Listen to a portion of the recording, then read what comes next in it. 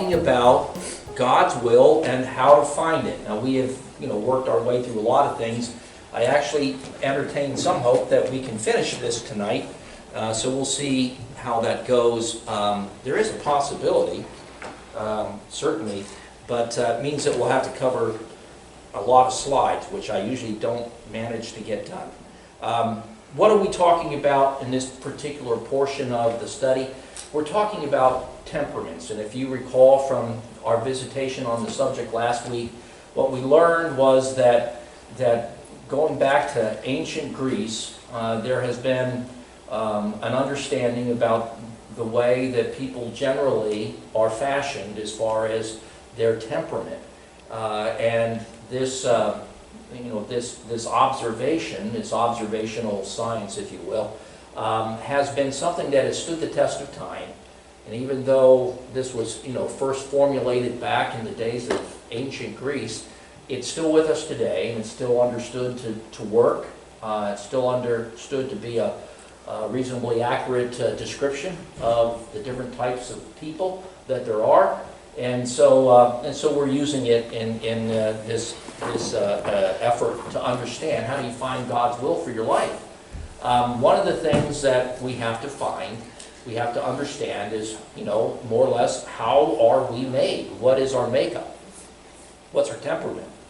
And the reason this is so is that if you look at these temperaments and you see them up there, sanguine, choleric, phlegmatic, and melancholic, these temperaments work for some things and don't work for others. In other words, there are some things that you could feel like maybe it's God's will for you to do. This is, God's will for you is to do this thing or to do that thing, to be this thing or to be that thing. One of the things that may help you understand whether or not you've got a handle on that is whether or not the temperament that is yours, and these things are biologic, they're genetic, you don't pick and choose them. You're born with them, and through your life they just reveal themselves and show themselves. And it pays to understand yourself, to have a handle on what's your makeup, so that you don't try to pursue a course of action that really is out of harmony with the temperament that you have. If you are pursuing something thinking that it's a thing that you want to do, maybe it's God's will for your life, but it's not something that really fits in with the makeup of your personhood as God has, made you to be, then it could end up being something that is frustrating and difficult and unsuccessful and fruitless and, a lot of other things. So, do we need to know ourselves to find God's will for our lives? I think that it has something to do with it. I think that since God has made each and every one of us to be what we are, and that He understood these things before we ever even thought about them,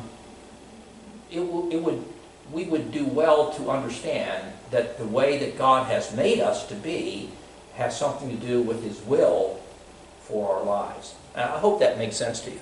So what did we learn? Well, you can see that this particular slide shows these on a slightly different axis. Actually, this is a better slide than this one. This was the first slide. This one is a nice, simple, more simple thing, and you can read all the words that are associated with it. But you see the stable and the unstable, the introverted and the extroverted. Those are the axes that this particular slide uses to develop these descriptions.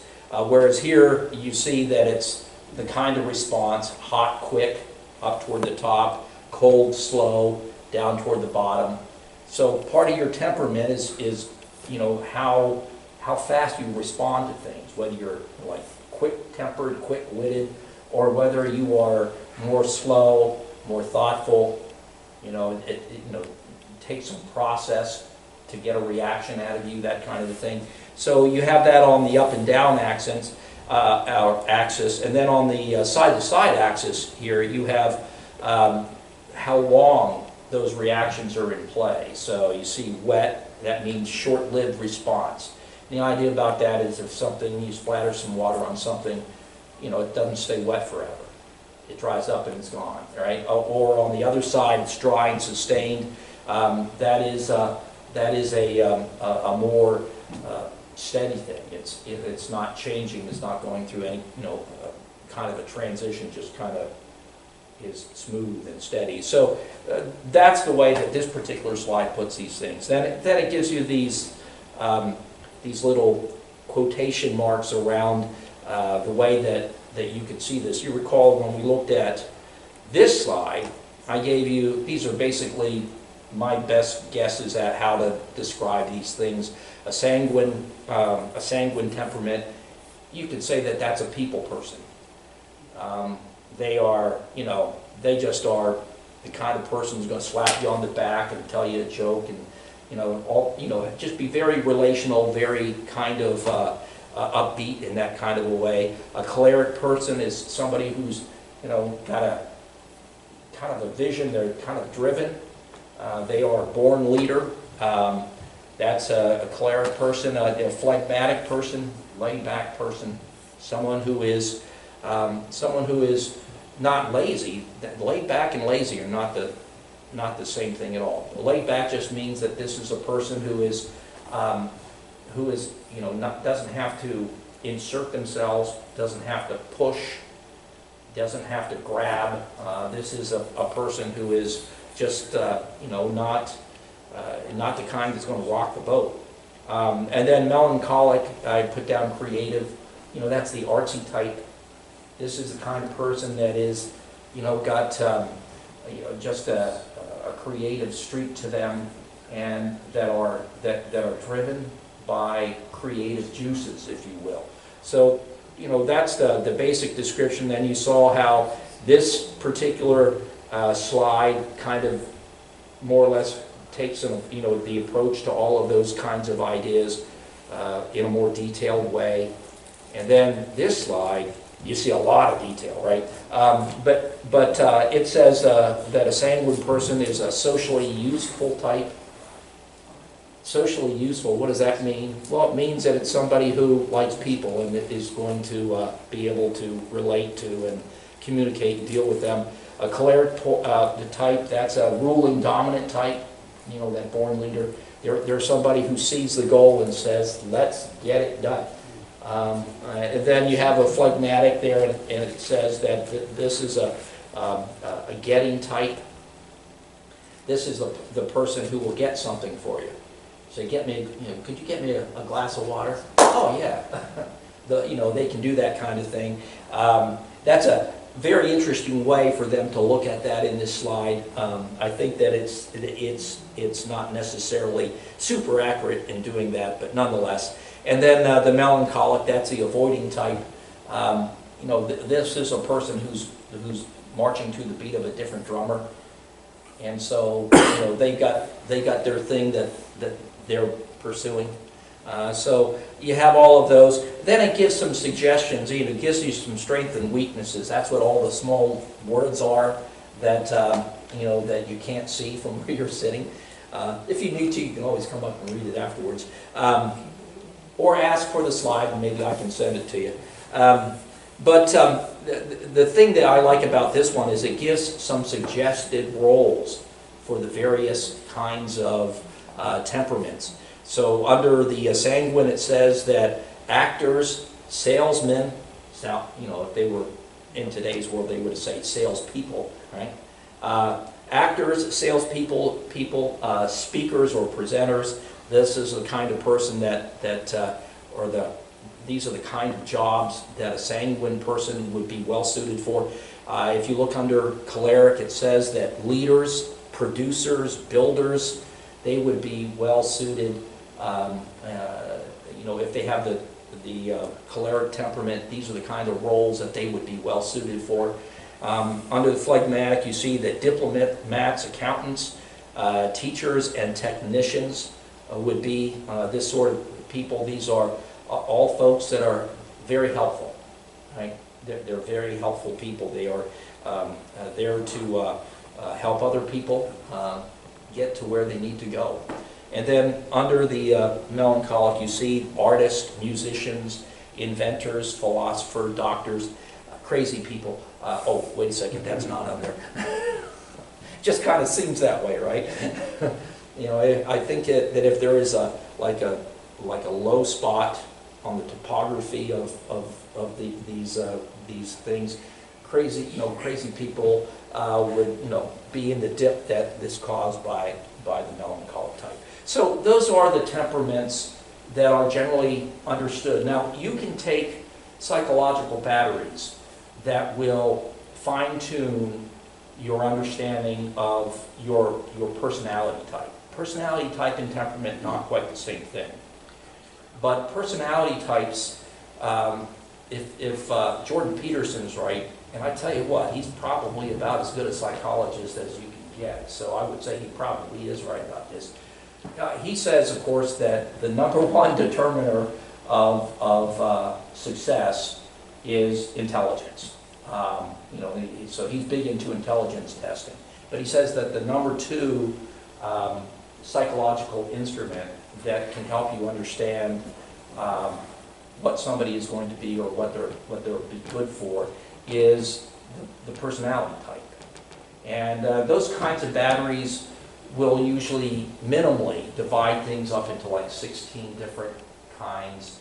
And so if you wanted to take one of those tests, and sometimes you have to take those tests if, when you're looking for jobs, sometimes they're used on a standard basis by certain HR departments. So it may just be part of the framework of doing whatever it is that you might want to do.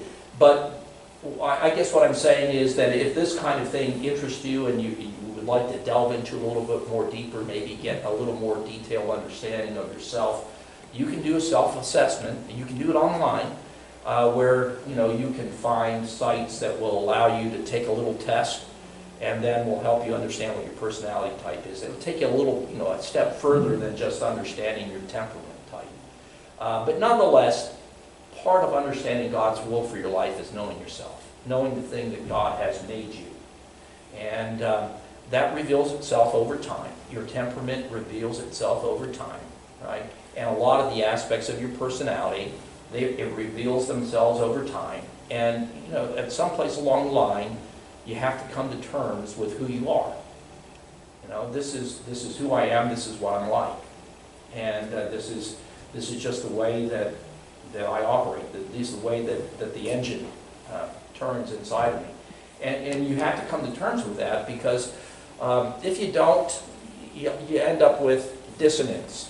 In your sense of where you are and what you're doing, and that terrible, it's not necessarily dissatisfaction, but sometimes it's just because there is that dissonance within yourself that you just feel like you don't belong where you're at. You're not doing what you ought to be doing. There's a mismatch somehow or another in those aspects of your life.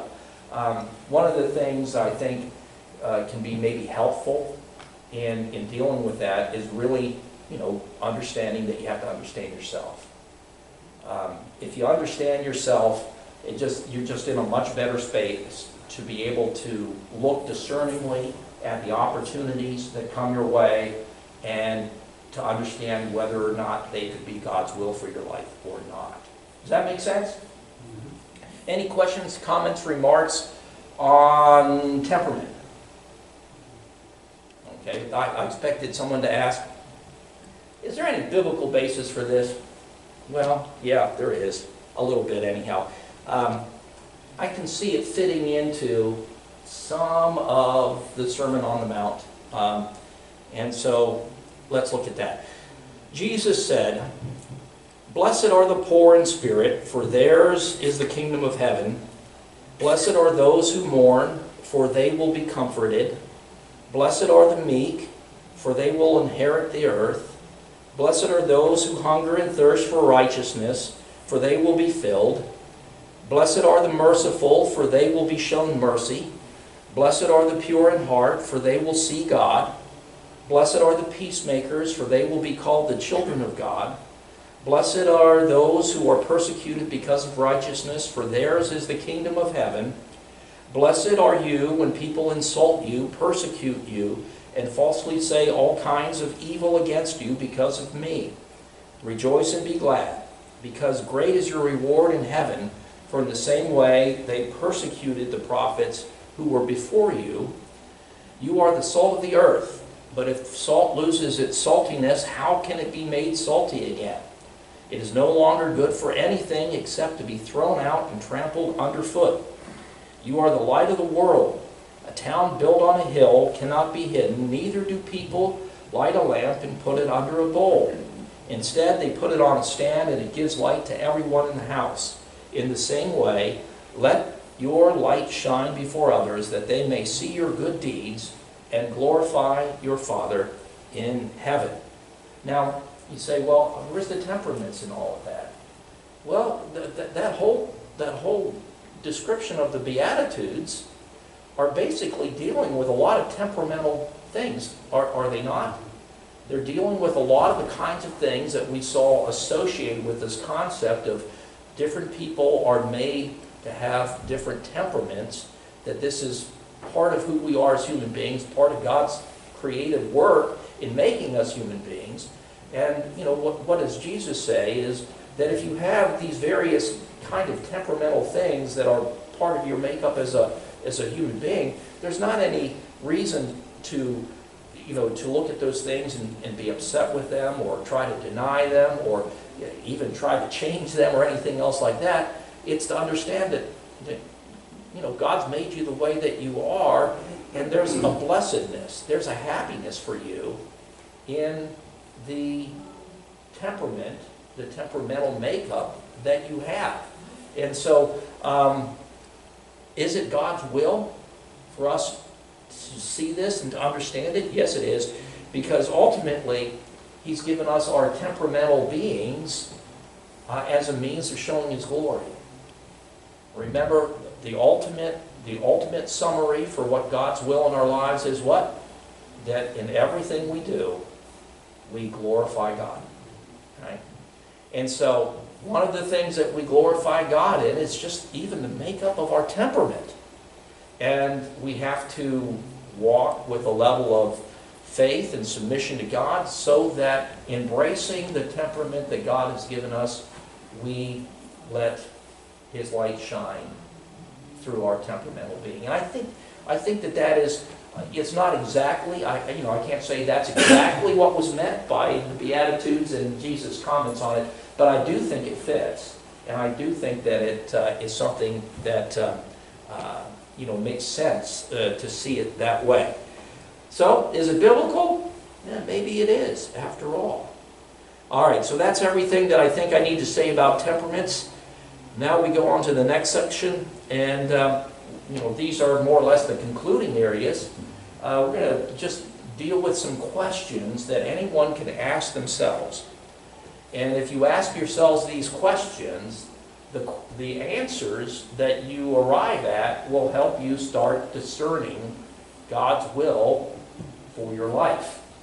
Okay? We all understand what we're doing? Very good. So what are the questions that we answer ourselves, or ask ourselves and answer in consultation with God? They are this: what do I do well? Have you ever asked yourself that question? If you're sitting around thinking about what's God's will for my life, this is a good thing to ask yourself. What do I do well? I guarantee you, no matter who you are, you have been made by God. You have gifts, you have talents.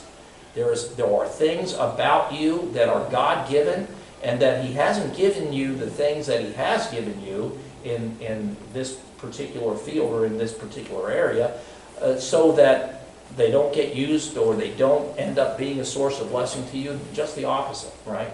What do you do well? If whatever you do well, that's a gift from God. And that's something that can help you understand what God's will for your life is. How can you tell what you do well? Well, don't just base it on yourself. You can't just base it on the next thing I'm going to say here either, but don't base it just on yourself, because sometimes, we're kind of blind, especially when we're young. The older we get, I think the more clear we are about these things, but I think the younger we are, the more hazy we are about these kinds of things. So, sometimes I think young people really don't know what they do well. And so they need somebody else to help them. And so that's the next thing, the next question, what do others tell me I do well? Right? So that's a helpful thing. It's not the last word. There's been plenty of people who have told other people, you don't do a thing well, and they were not truthful. They either were blind or mistaken, or they were being, evil in some way. So, you can't say that what somebody else says you do well or you don't do well, you can't say that that's the final word, but it can be helpful, especially if it's somebody that you trust their judgment. It can be helpful to you just to talk to somebody else and say, what do you think I do well? Because if you're having trouble figuring it out, just having that input from someone else might get you clarified. Specifically, what kinds of things might come into this area? Well, I have a couple of suggestions here. These are not all the suggestions, right, that can be made, just a couple to get the idea across.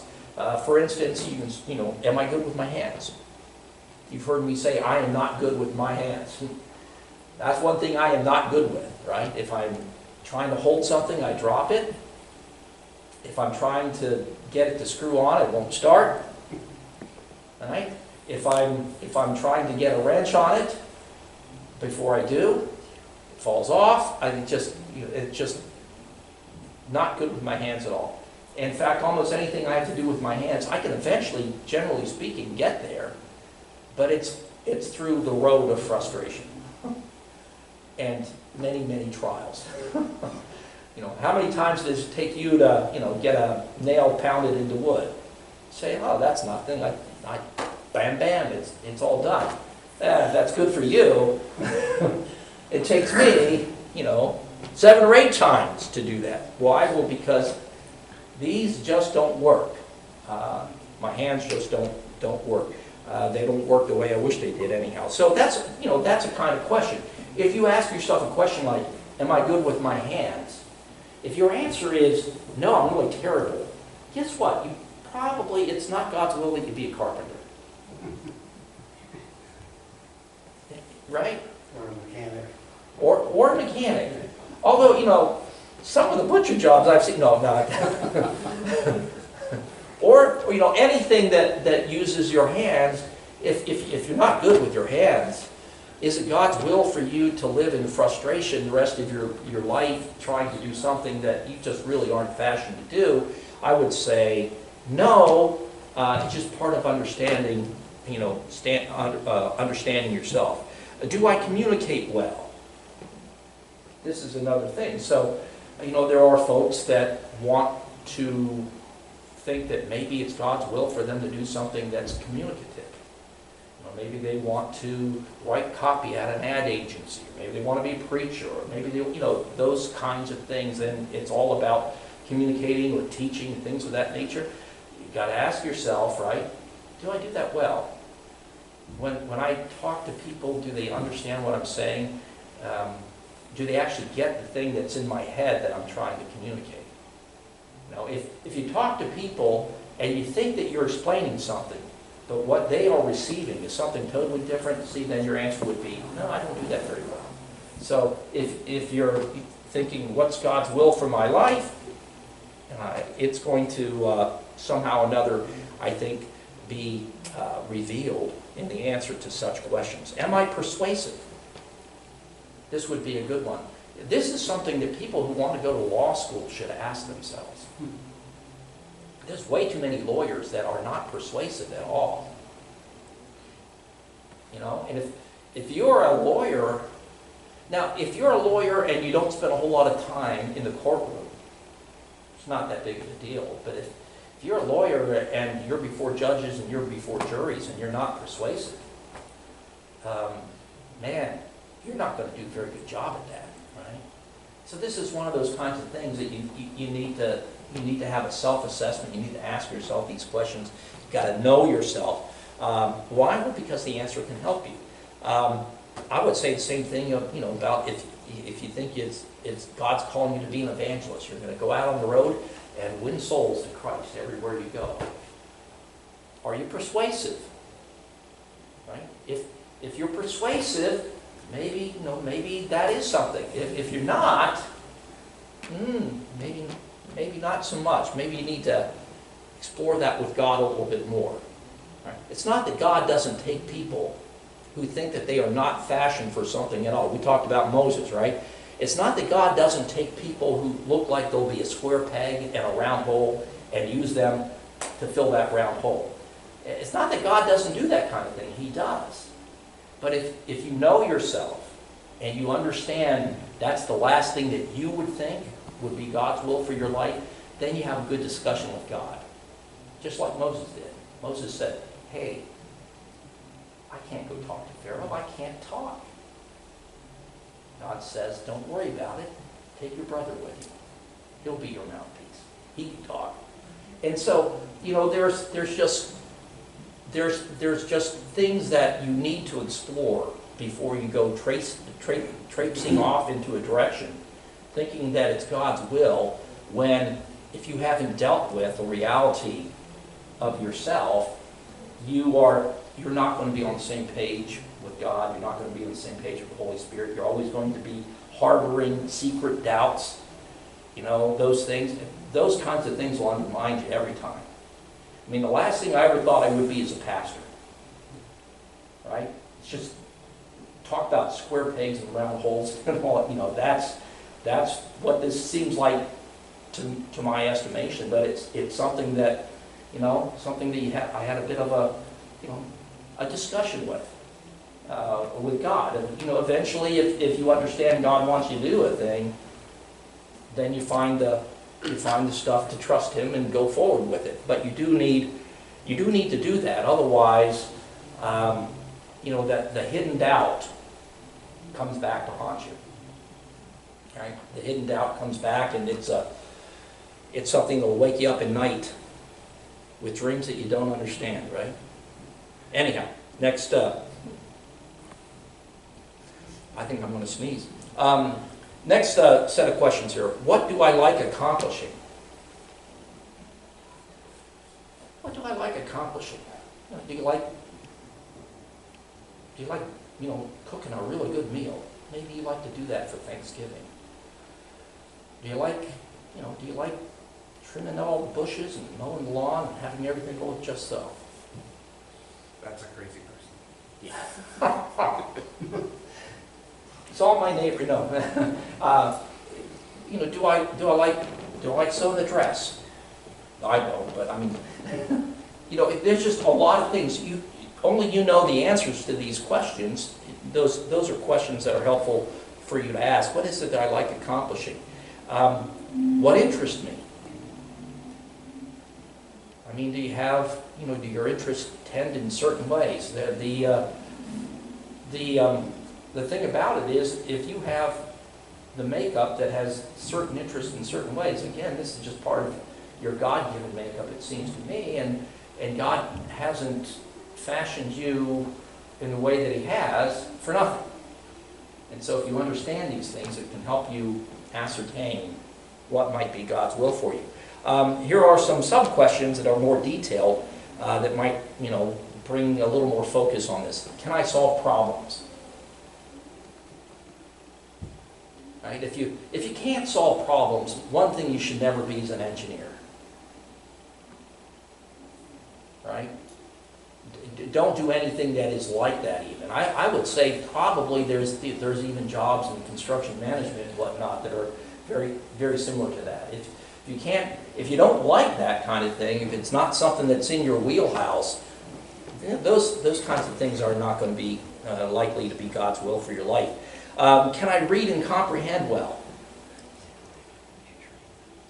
Right, if you can't read and comprehend well, anything that requires, like, for instance, reading regulations and law and, anything like that, that would be a mistake to get involved with, because there are just some jobs, right? There's some career paths, some things that a person can do in the scheme of all that people do that that you just need to be able to read and comprehend well. And if you don't have that kind of skill, if that's just not part of your makeup, those kinds of things are not likely to be God's will for your life. Am I an idea person or an implementation person? Right? Implementation people are a little more detailed, and they're a little more getting something tangible done. You know, let's make some progress around here. That kind of thing. An idea person, they often are, you know, just getting the big picture. There are people that are more satisfied with thinking a new thing, seeing a new way, that kind of thing. Do you need those kinds of people? Yeah, you do. And in a lot of fields, you need idea people around, but you also need, almost in every field, right? You also need implementation people. You need folks to fill these various roles, and the kind of makeup that God has made us with allow us to be fruitful in those things. It's a way that we can understand God's will for our lives. Am I task-oriented or relationally oriented? It's a very important job. Some people don't like working with people. Hey, I've met people, it doesn't matter who the people are, they don't want to work with them. If I have to work with anybody, I'm not going to like that. And then there's other people who would feel like they're out at sea if they didn't have, 4 or 5 people to run into and exchange stories with during the day. So is it wrong to have either makeup? No, I mean, God makes us different. And He makes us different for a reason. Different kinds of people can do different kinds of things. And when we understand ourselves in this way, it gives us a clue as to what God's will for our lives may be. I think I'm still going good. And then this last one. This is an important one, believe it or not, for your peace of mind as a human being. What annoys me? Don't say your spouse. That we don't want that. Don't say that. What annoys me? What irritates me? If you're in a job and you're pursuing an activity that is just a vexation of your soul, that will weigh on you in so many ways. And what did I suggest at the end of the last slide? Right? It's God's will for us to let our light shine. So He makes us in these different ways, with these different kinds of skills, different kinds of blessings are for different kinds of people, right? God has made it. But the whole thing is, nobody will entail all of the Beatitudes, right? Because Jesus is that broad, but no one else is. All the rest of us are more narrow in our skills and our talents and the way that God has made us. So if we're going to let the light of God shine, one of the things that I think that we probably need to find is some place that is the will of God for us. In other words, something that just isn't absolutely making us grind our teeth to do. Does that make sense? All right. So what annoys you? What irritates you? These are questions that can help you. Now, specifically, some areas where this might come into play: teamwork or solo. Some folks don't like working in teams. It's a lot of fun. There's nothing wrong with it. That's just the makeup of some folks. Some folks, if they're out alone doing their thing, they're very productive. They do good work. They get the job done and whatever it is that they're doing, and that's cool. Some people are made that way. Other folks just like to be elbow to elbow with somebody else, or like to be, banging things off of each other's mind, testing ideas out and whatnot, trying to work it out together and to get it done. There's different people and there's different approaches, right? Some folks that like to be solo would be annoyed having to work in teamwork, and folks that like working in a team might really be annoyed working alone, working in isolation. So it's one of those things. Indoors or outdoors? Because this is one that in talking to people throughout all these years, this is one that I see all the time. I can't be behind a desk all day. It will drive me out of my mind.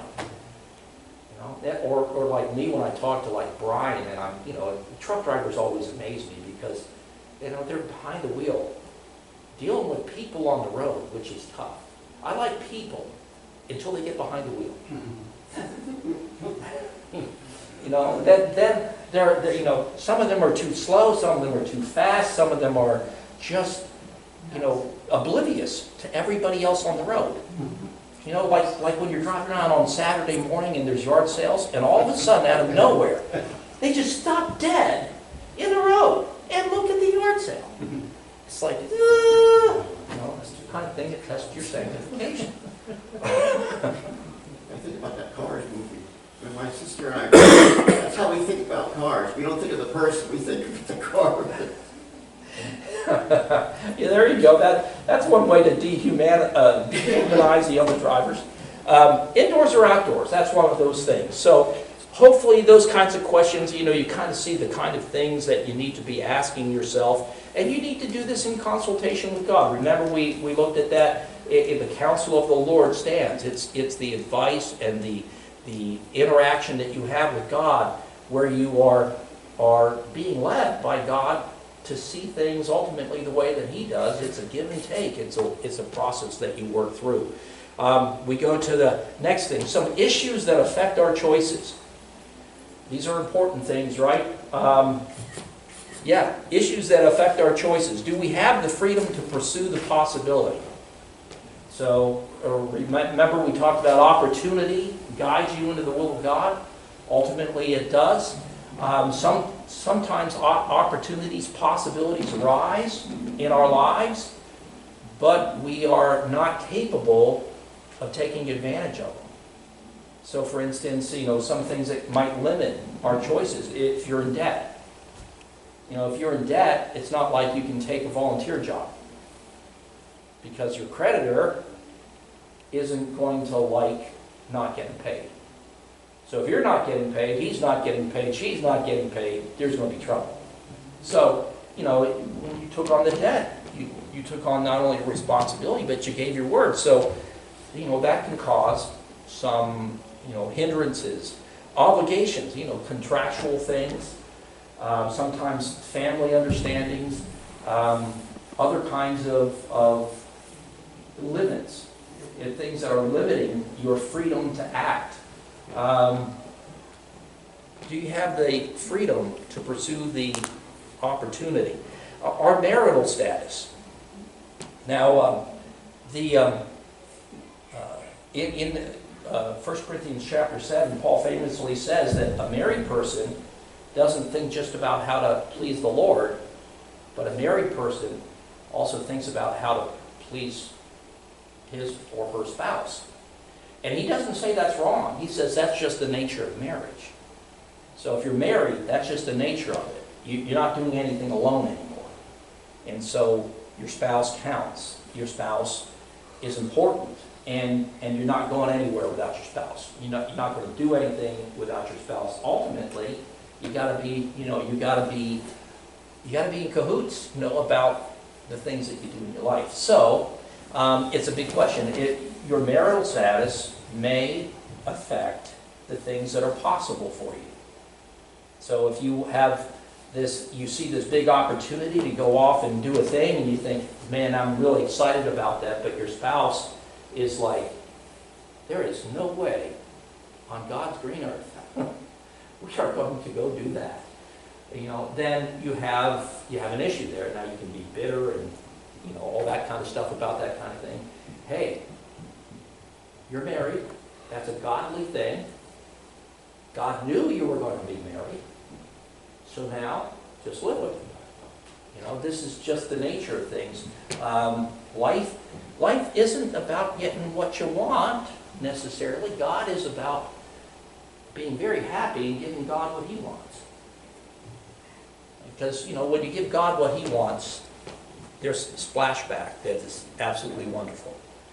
All right, not only to please the Lord, but our spouse. Other things that affect our choices. We talked about what irritates or annoys me already. What have I done to serve others that satisfied me and them? These are some other questions. that we can look at. Now, this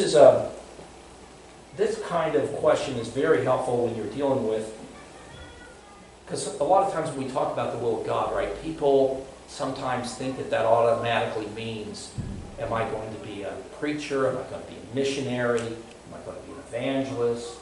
Am I going to be a teacher? You know, all these various things that are spiritually oriented, those kinds of things.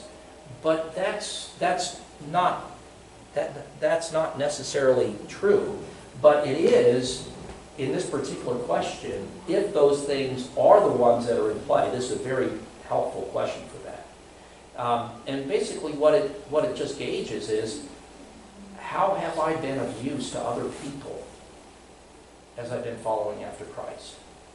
You know, as you follow after Christ, opportunities will arise for you to be of service to your brothers and sisters.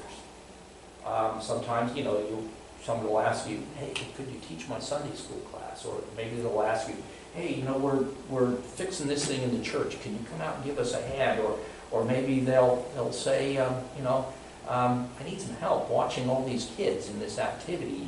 Can you give me a hand? Or, you know, whatever it might be. Various kinds of opportunities come up in the kingdom of God. And, you know, you take those things because you know that you're here to serve. You know that God wants you to serve your brothers and sisters. And so you just take the opportunities to serve and you do them. And after you've done that for a while, you start kind of having a clue. You know, when I did that, you know, that was actually pretty cool, and I got a really good response out of it. It seemed like I was really helpful to people in doing that thing. And you start getting a picture, right? When you start putting yourself out there in service, no matter what the service is, you'll start getting a sense for the ways in which you seem to be, you know, gifted by God to be of good use to other brothers and sisters in the Lord. That can help you understand God's will for your life, particularly in these areas of spiritual gifting. I think that it can go beyond that into things that are not strictly spiritual, but I think for spiritual things it's certainly there. Do I have a sense of call? Senses of call come to people in different ways. Some people, it just is something that hounds them. They can't get rid of it. It just follows after them. They wish it would go away, and it doesn't. And finally they finally just, all right already, you know, they'll go get into it. Our founding pastor tells the story in his own life that was like that. He had a call of God on his life for a long time, and he just refused to pursue it. Finally, you know, in the midst of a bit of a health crisis, right? He was just open to saying yes to God finally. And once he did, you know, the rest is history. He ended up having a great ministry throughout the rest of his life. It was, you know, a sense of call that drove him in that particular direction. But if you have a sense of call, it can be something like that. It can be really weird spiritual experiences, like, you know, maybe a very vivid, emotionally memorable dream. You know, God talks to people that way. Or maybe it was some other kind of a spiritual experience. Maybe somebody laid hands on you and said something that left a mark. I don't mean the hands. That's only those false evangelists. They'll leave a mark on you.